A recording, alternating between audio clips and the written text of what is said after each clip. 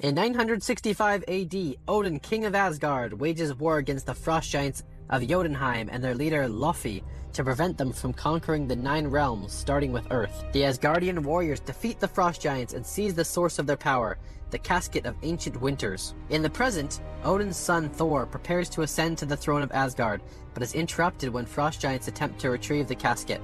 Against Odin's order, Thor travels to Jotunheim to confront Laufey, accompanied by his brother Loki, childhood friend Sif, and the warriors 3, Volstagg, Fandral, and Hogun.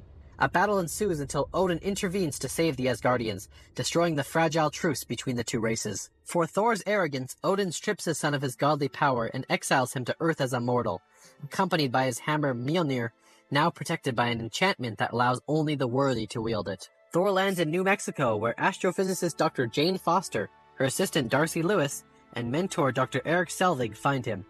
The local populace finds Mjölnir, which S.H.I.E.L.D. agent Phil Coulson soon commandeers before forcibly acquiring Jane's data about the wormhole that delivered Thor to Earth. Thor, having discovered Mjölnir's nearby location, seeks to retrieve it from the facility that S.H.I.E.L.D. quickly constructed, but he finds himself unable to lift it and is captured.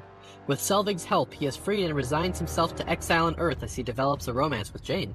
Loki discovers that he is actually Laufey's son, adopted by Odin after the war ended. A weary Odin falls into the deep Odin sleep to recover his strength.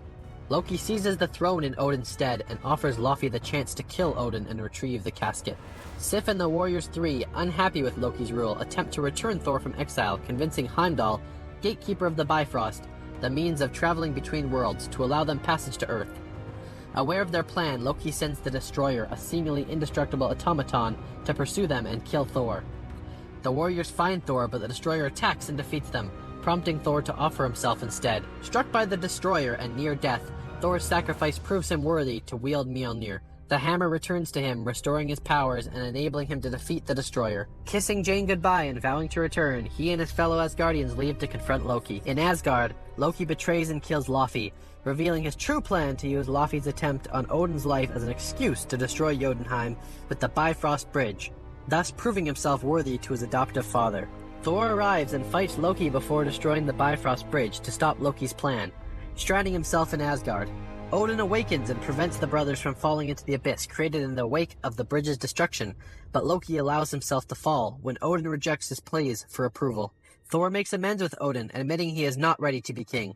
While on Earth, Jane and her team search for a way to open a portal to Asgard.